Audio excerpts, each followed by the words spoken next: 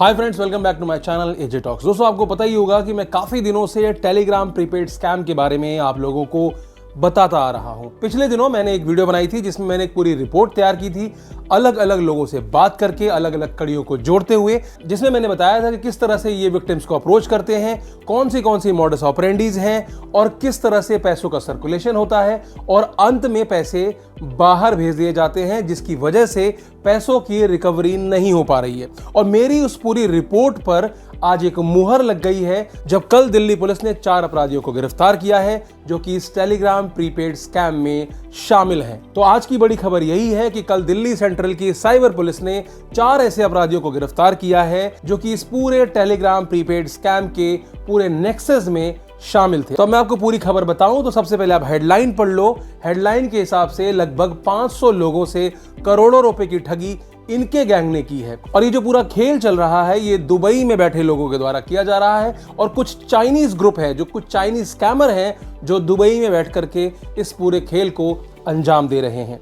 तो चलिए खबर को पूरी तरह से समझ लेते हैं। दरअसल 28 फरवरी को एक दिल्ली की महिला ने साइबर थाने में जाकर ये रिपोर्ट दर्ज कराई थी कि उनके साथ 22 लाख रुपए की ठगी हो गई। ठगी का तरीका क्या था? वही उनके पास एक व्हाट्सएप पर मैसेज आया और उसमें उनको कहा गया कि अगर आप यूट्यूब के वीडियोस को लाइक करेंगे तो आपको पर लाइक 50 रुपए दिया जाएगा। 3 लाइक के बाद उनको 150 रुपए दिए गए। उसके बाद उनको एक टेलीग्राम ग्रुप में ज्वाइन कराया गया जहां उनको शुरुआती दौर पर थोड़ी बहुत इन्वेस्टमेंट करने के बाद कुछ पैसे दिए गए और उसके बाद उन्हें क्रिप्टो की वेबसाइट में ले जाकर रजिस्टर करा दिया गया। जैसा कि मैं आपको बताता हूं कि वो एक फेक वेबसाइट होती है जहां पर मैनुअली सारा कुछ मैनेज किया जाता है। आपको बताया जाता है कि अगर आप 10,000 रुपए का इन्वेस्टमेंट करेंगे तो आपको 14,000 रुपए का रिटर्न मिलेगा, यानी कि 30 से 40% का रिटर्न वो आपको प्रॉमिस करते हैं। और उसके लिए आपको क्या करना होता है, क्रिप्टो की इस फेक वेबसाइट में जाकर के उस क्रिप्टो को बाय करना होता है और उसके जो पैसे होते हैं वो आप अलग अलग अकाउंट्स में डालते जाते हैं। धीरे धीरे करके उस महिला से लगभग 22 लाख रुपए की ठगी कर ली गई। अब जब उनको जानकारी हुई कि उनके साथ इस तरह की ठगी हो गई तो उन्होंने साइबर पुलिस को जाकर कंप्लेंट की। अब साइबर पुलिस ने अपनी छानबीन स्टार्ट की। सबसे पहले उस नंबर की जांच की गई जिस नंबर से उन्हें पहली बार अप्रोच किया गया। पाया गया कि वो नंबर बोगस डॉक्यूमेंट्स के आधार पर लिया गया था और अब एक्टिव नहीं है। फिर जब पुलिस ने उन खातों की जांच की जिन खातों में ये पैसे मंगाए गए थे तो पता चला कि वो सारे खाते, वो सारे करंट अकाउंट और वो सारी कंपनियां बोगस डॉक्यूमेंट्स के आधार पर बनाई गई थी। उनका एड्रेस निकला नेताजी सुभाष पैलेस का, जहां पर एक ही एड्रेस पर 10 कंपनियां रजिस्टर की गई थी और उसके आधार पर ही कुछ करंट बैंक के अकाउंट खोले गए थे।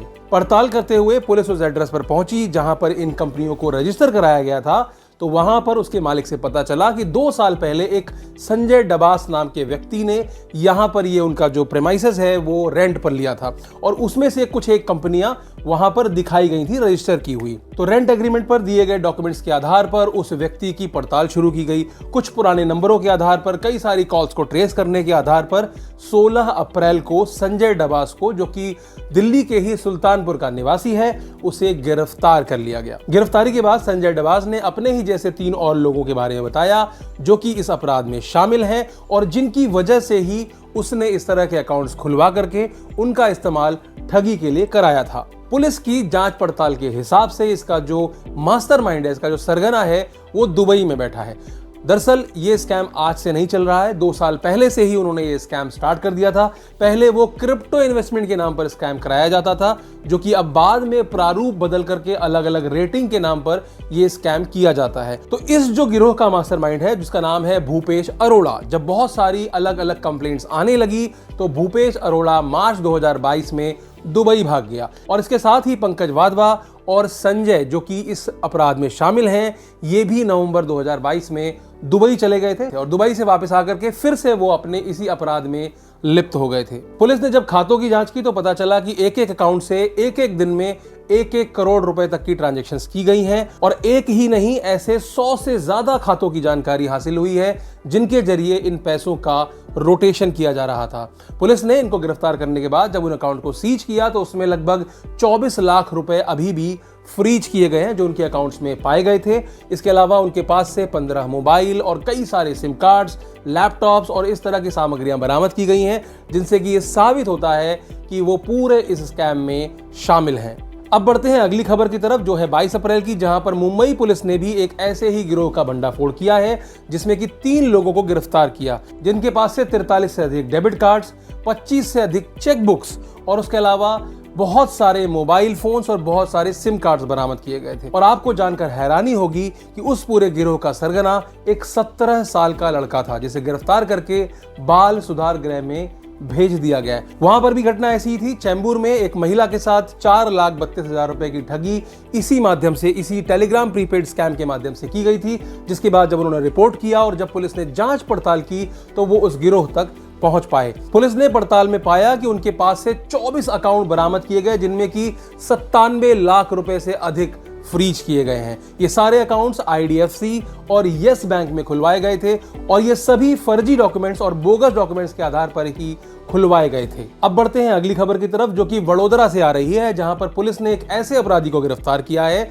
जो कि फर्जी डॉक्यूमेंट्स के आधार पर यहां पर सिम कार्ड खरीदता है और उसके बाद उसे एक्सपोर्ट कर देता है दुबई में। गिरफ्तारी के बाद पूछताछ में उस अपराधी ने बताया कि उसने दुबई में ऐसे 50 से अधिक सिम कार्ड्स जो कि बोगस डॉक्यूमेंट्स के आधार पर लिए थे, वो पाकिस्तान की एक महिला को दुबई में जो है एक्सपोर्ट किया है। यानी कि वो जो महिला जो पाकिस्तानी मूल की है, वो दुबई में रह करके एक मिडिल मैन के तौर पर काम कर रही थी। उसने यहां से सारे सिम कार्ड्स खरीदे और उसके बाद आगे बेच दिए उन चाइनीज ग्रुप को जो कि इस तरह के टेलीग्राम प्रीपेड स्कैम में शामिल हैं। तो वो लोग क्या करते हैं, इन सारे इंडियन नंबर्स का इस्तेमाल टेलीग्राम के अलग अलग अकाउंट्स खोलने के लिए करते हैं, व्हाट्सएप के अलग अलग अकाउंट्स को खोलने के लिए करते हैं, उनको वेरीफाई करने के लिए करते हैं और इसके साथ ही इंडिया के अंदर जो बोगस बैंक अकाउंट्स खुलते हैं उसमें भी उन सिम कार्ड्स का इस्तेमाल किया जाता है ताकि उसके जो OTPs है वो सारे उनको वहां बैठे बैठे मिलते रहें। अपराधी ने बताया कि एक सिम कार्ड के एवज में उसको 2,000 रुपए से लेकर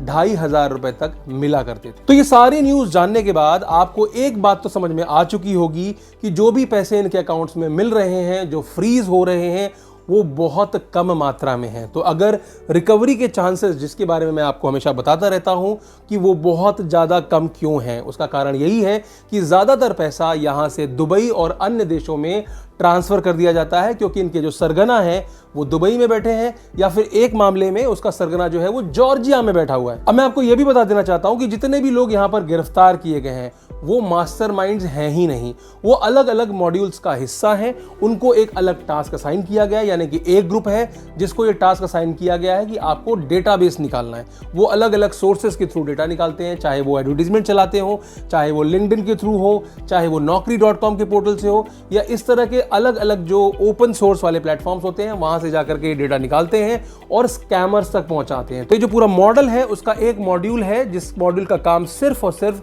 डेटा कलेक्ट करके स्कैमर्स को देना है।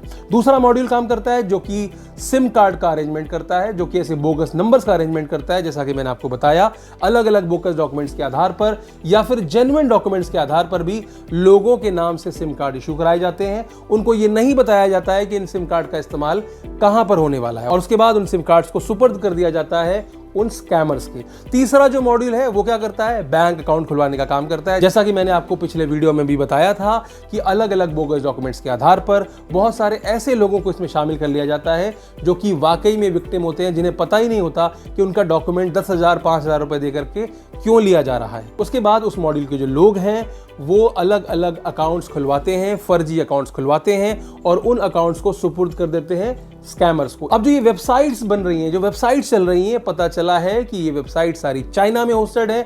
जो भी आप देखते हैं ना क्रिप्टो की वेबसाइट्स, अलग अलग जो रेटिंग वाली वेबसाइट्स जो बनी हुई हैं, ये सारी जो वेबसाइट जो है इनकी होस्टिंग चाइना में कराई जाती है और दुबई से इनको ऑपरेट किया जाता है। तो एक मॉड्यूल ऐसा भी है जो कि इनको टेक्निकल सपोर्ट दे रहा है, जो इनकी वेबसाइट बनाता है, जो इनके होस्टिंग्स को देखता है, जो इनकी और जो भी टेक्निकल रिक्वायरमेंट्स होती हैं उनको देखता है। एक मॉड्यूल ऐसा भी है जो कि चैटिंग का काम कर रहा है, जो डे टू डे बेसिस पे जो विक्टिम्स होते हैं उनको अलग अलग जो लालच देता है, जो अलग अलग अकाउंट नंबर देना होता है, पैसे लेने होते हैं, इस तरह का जो मैनेजमेंट है ये करने के लिए एक मॉड्यूल काम कर रहा है। इसके बाद एक मॉड्यूल ऐसा भी है जो उन बंदों का रिक्रूटमेंट कर रहा है जिनके खातों के थ्रू पैसों का रोटेशन होने वाला है। जैसा कि मैंने आपको अपने वीडियो में भी बताया था कि यहाँ पर ऐसे लोगों को भी विक्टिम बनाया जा रहा है जिनके खातों का इस्तेमाल पैसों का रोटेशन करने के लिए किया जाता है। तो यहाँ पर ऐसा ही नहीं है कि सिर्फ एक ही तरह के विक्टिम्स हो। एक तरह के विक्टिम तो है जिनसे पैसा लिया जा रहा है, लेकिन पैसा ले कैसे सकते हो आप? तो शुरुआती दौर में जो पैसा लिया जाता है वो विक्टिम टू विक्टिम ट्रांसफर किया जाता है। तो इनको क्या करना पड़ता है? इनको दो तरह के विक्टिम्स को तैयार करना पड़ता है। एक वो जो पैसा दे और एक वो जो पैसा ले, और लेने के बाद उसको जो क्रिप्टो के थ्रू P2P ट्रांजैक्शंस के थ्रू देश से बाहर वो सारा पैसा निकाल दिया जाता है। तो आप देख ही रहे होंगे कि बहुत सारे मामले रोजाना आते हैं, बड़े बड़े अमाउंट्स लोगों के जाते हैं, 50-50 लाख रुपए तक लोगों ने इस स्कैम में खोए हैं। तो अब आप समझ सकते हो कि पैसे मिलने की उम्मीद यहां पर कितनी है, क्योंकि यहां पर पैसा जो है वो यहां पर रुक ही नहीं रहा है, पैसा सारा बाहर जा रहा है या फिर विक्टिम टू विक्टिम पे किया गया है। जब एक विक्टिम कंप्लेंट करता है तो दूसरे विक्टिम का अकाउंट फ्रीज कर दिया जाता है। क्यों? क्योंकि शुरुआती दौर का जो पैसा दिया गया था वो विक्टिम टू विक्टिम ट्रांसफर किया गया था, जिसकी वजह से क्या हो रहा है, बहुत ज्यादा तादाद में लोगों के बैंक अकाउंट भी फ्रीज हो रहे हैं। मैं देखता हूं यहां पर बहुत सारे लोग आके कहते हैं कि अरे ये तो झूठ है, ऐसे कैसे कोई बैंक अकाउंट फ्रीज कर देगा? 150 रुपए के लिए क्या कोई बैंक अकाउंट फ्रीज होता है? 3000 रुपए के लिए क्या कोई बैंक अकाउंट फ्रीज होता है?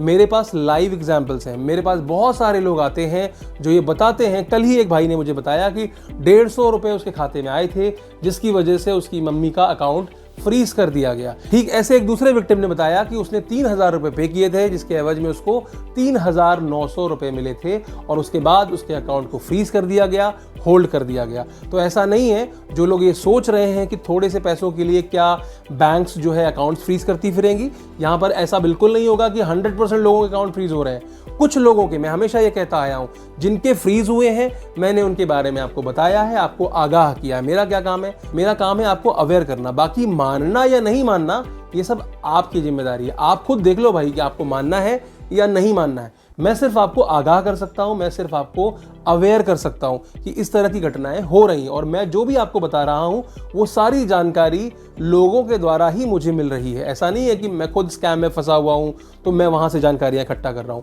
लोग इसमें फंसते हैं, उसके बाद लोग इसमें प्रोसेस में आगे बढ़ते हैं, लोग थाने जाते हैं, लोग बैंक्स में जाते हैं, फिर वहां पर जो उनको जानकारियां दी जाती हैं वो मुझ तक पहुंचती हैं और मैं आप तक इसको पहुंचाता हूं ताकि आप में से कुछ लोगों को इसका बेनिफिट मिल सके।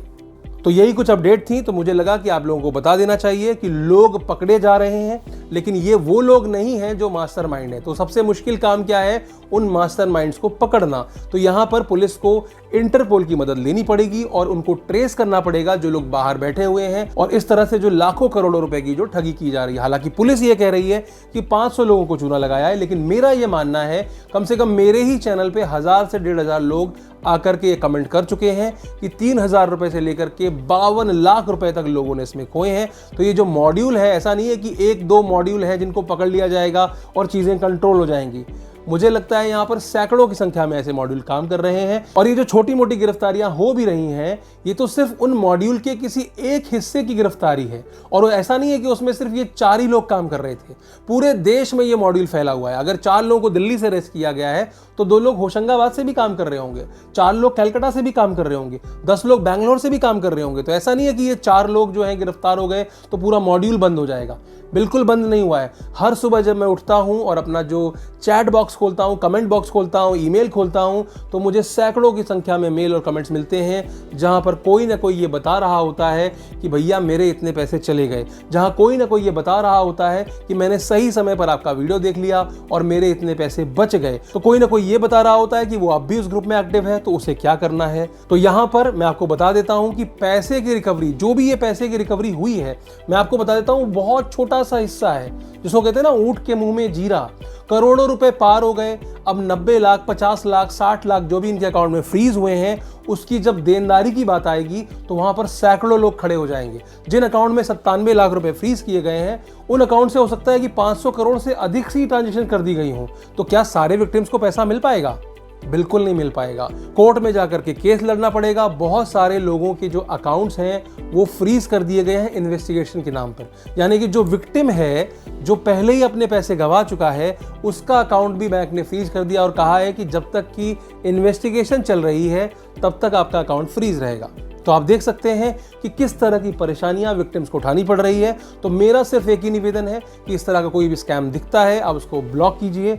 इसमें आपको पैसे फंसाने की जरूरत नहीं है। अगर आप फंस गए हैं तो तुरंत के तुरंत साइबर क्राइम में जाकर रिपोर्ट कीजिए। और ये मैं सिर्फ इसलिए कहता हूं क्योंकि आप भी इसके विक्टिम न बन जाएं, क्योंकि आपने भी शुरुआती दौर में कुछ पैसे लिए होते हैं। तो आपके पास ये प्रूफ होना चाहिए कि आप भी इसके शिकार हैं। फिर आप बोलोगे कि जब पैसे मिलने ही नहीं है तो साइबर क्राइम में रिपोर्ट क्यों करें, लेकिन आपको यह भी बता देता हूं कि अगर मिलने भी हैं तो साइबर क्राइम से ही मिलने हैं, और कोई उपाय नहीं है और कोई चारा नहीं है। कोई और संस्था, कोई और हैकर आपकी मदद नहीं करने वाला है। तो उम्मीद करता हूं कि आपको ये पूरी बात समझ में आ गई होगी। आज के वीडियो को यहीं खत्म करते हैं, फिर मिलेंगे एक नए वीडियो में एक नए टॉपिक के साथ। अगर आप चैनल पर नए हैं तो प्लीज सब्सक्राइब कर लीजिएगा। इन्फॉर्मेशन बहुत जरूरी है, हो सके तो लोगों तक शेयर कीजिए, लोगों को अवेयर कीजिए, ताकि वो इसमें अपना कीमती समय और अपना पैसा बर्बाद ना कर दें।